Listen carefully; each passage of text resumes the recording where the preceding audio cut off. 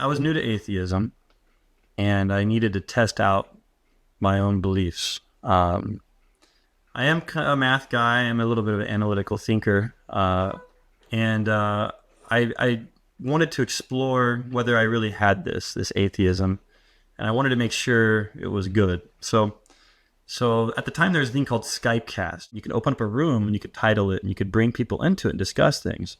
And if I recall, I titled it "How Do You Know?" And I maintained at that point in my life like an extreme skepticism. So anybody who came into the room with any belief, even if it was atheism, I'd say, well, how do you know that? If it was a Christian, how do you know that? Hindu, how do you know that? Spiritual people, how do you know that? I was very antagonistic towards anyone's belief in the sense of questioning, how do you know? Because I actually wanted to know if anyone could know anything, because I certainly didn't know anything. And as I listened to people's responses, in my opinion, I felt they couldn't justify anything, really. And I started to settle into this place where I realized, oh, nobody knows anything. Everyone's just guessing. We're all just in the place of making best guesses. And I was kind of getting comfortable with that. I called friends to meetings at my house, and we discussed the most convincing arguments for God. And I asked them to discuss it, and I discussed these, and I listened, and I found that everyone was ultimately just making statements in the end. There was nothing grounded in my assessment. And through all these different pursuits, I concluded that nobody could really know anything. I reached a place of extreme skepticism. Do I exist? Am I a brain in a vat? Is this a video game simulation? You've heard all these things, right? How could I know? I really settled into this place. How could I know anything? And I settled into my atheism that God didn't exist. And I settled into my agnosticism that people can't figure anything out. And that was for about 4 years. But if you were to say something, I would just ask you, how do you know that? Whatever line would come out of your mouth, I would say, well, how do you know that? And I discovered that nobody was able to get very deep. It's like the child that says, why? Why? Why? I discovered that if I just ask people, how do you know that? A few questions in, most people would reach the ground, so to say, and there'd be nothing under it. And that's where I was at. And I got comfortable with that. That was a couple of years in, and by the 4th year of this, I had come to accept that was reality. So what changed me was around that 4th year, I decided to go back to school. I had a degree in math already, but I was going to get a master's in mathematics. There was a class called Math 581, Studies in Geometry. And in that class, in the first chapter, because they're going to discuss the foundations of geometry in the class, they laid out how proof works. Now, this is a 500 level class. This was, the 5th year of math. And I had gone through 4 years of math education without encountering what I'm about to share with you. In this high-level math class, this book said something very simple, but I think profound. And I know when I talk about math, people's brains turn off. So if anyone's listening to this, I already know from experience as a math teacher, I said the word math, brains shut down sometimes. So just anyone who hears this, just try to listen to this, because it's not complicated. It's pretty simple and cool. So in this book, it said, for a valid proof to exist, every statement that is made has to have a supporting reason. I'll just pause there. That seems pretty reasonable, right? Statement, reason. If you've seen a 2-column proof in math, that's the idea. Statement, reason. So the book said, well, the minute you give a reason, that's a statement. And it requires a reason. And so it said, if you provide a statement and you give a reason, that's actually statement 2. And statement 2 needs a reason, which is statement 3. And statement 3 would need a reason, which is statement 4, and it's an infinite regress problem. And the book laid out in this little paragraph, it's not possible to prove anything. Because if every statement requires a reason, you have an infinite regress problem, and no proof is possible. So for every valid proof in mathematics, you must have some axiom or axioms, and you have to accept logic exists.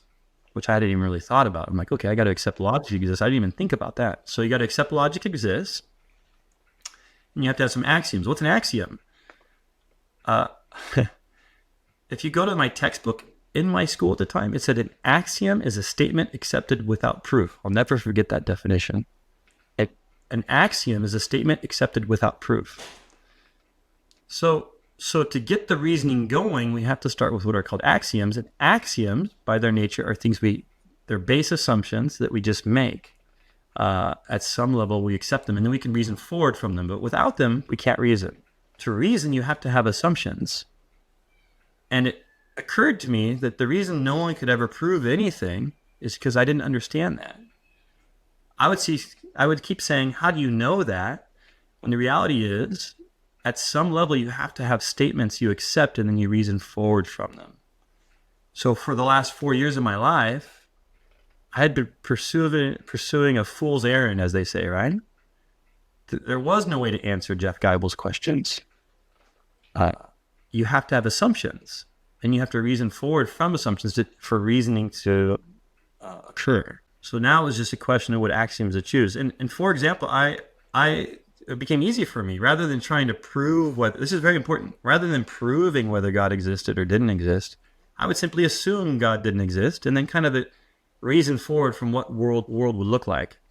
And then I would say, okay, let me try on another assumption. Let's assume God doesn't exist, and just play with the reason that follows.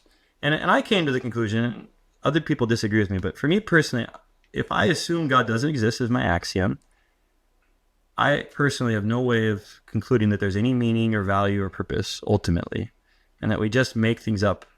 That's the place I always landed on, as I reasoned that way. And then if I assumed that God did exist as an axiom, I could see how the possibility at least existed that the creator of the universe created this place with meaning and value and purpose. So I could see how if I chose God existed, I could see how meaning, value, and purpose followed as a possibility. And if I chose God didn't exist, that I could see how there was no meaning, value, and purpose. Now, it's very important to keep in mind, it's like a game.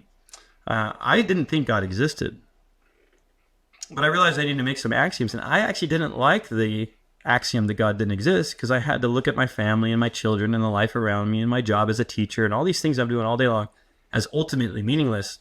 And I actually enjoyed the idea that these things had meaning. I lived in that place for about 10 years. But like I said, I created useful fiction. All these things you just said are very good. And I experienced it all. And I also know, like, for some atheists, they're like, oh, this is just dumb. And like they kind of dismiss these things, but it's not. We're actually experiencing these things moment by moment. And I would actually go further than, not that we crave meaning, value, and purpose, but we actually experience it. That's the thing that really got me. It's actually before our eyes. So as I sat and denied those things were true at their core for approximately 10 years, I felt like I was denying reality. I might be a little different. I don't know if I was pursuing meaning, value, purpose. As a matter of fact, it's almost like it was pursuing me, if that makes sense. I tried to live as though it didn't exist, and played games to play along like it did exist, just to kind of live my day in and day out life. But I actually did content myself with the idea that these things are not actually real, and I'm just playing a game. But meaning, value, purpose sort of pursued me. I couldn't deny it. It was an experience that I denied long enough, and it overcame me as I'm being ridiculous. As for believers, working with people like me, I can just encourage them not to give up. My wife was always praying for me. Just think about this. It took 10 years for me to come back to God. And my wife was always faithful and prayerful and loving to me the whole way. Sometimes I wonder if it was really just my wife's prayers that brought me back to God. And so I would encourage anyone who has someone like me in their life to pray for them, to love on them. It's okay to discuss things with them too. A lot of my coming back to God was having long conversations with people. But you might be in it for the long haul. And just because someone's an atheist for 5 years, 6 years, 7 years, 10 years, they can still turn back to